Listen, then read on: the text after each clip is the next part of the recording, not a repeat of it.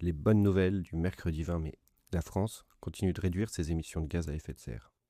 Selon les dernières estimations, les émissions de CO2 ont encore baissé en 2025. Et surtout, elles atteignent aujourd'hui leur niveau le plus bas depuis plusieurs décennies.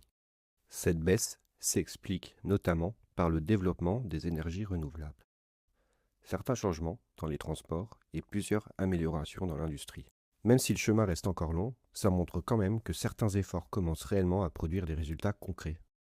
Et maintenant, une bonne nouvelle qui concerne directement le travail et l'emploi. France Travail prévoit plus de 2,2 millions de recrutements en 2026.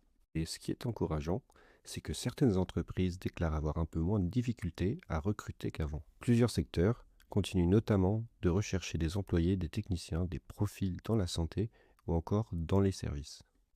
Dans un contexte économique souvent compliqué, ça reste un signal plutôt positif pour le marché du travail français. Et maintenant, une actualité tournée vers la technologie. La France veut aider davantage les petites entreprises à utiliser l'intelligence artificielle.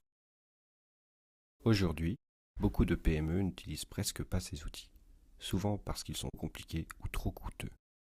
L'objectif du projet, c'est donc de rendre l'IA plus accessible dans le quotidien des petites entreprises françaises. Concrètement, ça pourrait permettre à certaines structures de gagner du temps, automatiser certaines tâches ou améliorer leur organisation plus facilement. Et maintenant, une actualité positive à l'échelle internationale. Malgré la guerre, l'Ukraine annonce un retour de la croissance économique en avril 2026. Le pays enregistre une hausse de 0,9% de son activité économique. Cette reprise a notamment été portée par le commerce, l'alimentation et certains secteurs industriels. Dans un contexte extrêmement difficile, ce chiffre est surtout vu comme un vrai signal de résilience économique.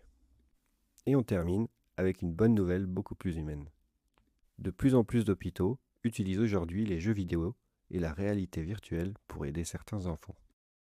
Ces outils permettent notamment de réduire le stress, d'aider pendant certains soins ou simplement d'apporter un peu de réconfort aux patients. Dans certains cas, la réalité virtuelle est même utilisée pour accompagner la rééducation ou distraire les enfants pendant des traitements compliqués. Et honnêtement, voir la technologie utilisée de cette manière, c'est probablement l'une des meilleures façons de l'utiliser. Voilà pour les bonnes nouvelles du mercredi. Si ce format vous plaît, n'hésitez pas à vous abonner pour suivre les prochaines vidéos et dites-moi en commentaire quelle actu vous a le plus surpris aujourd'hui. Prenez soin de vous.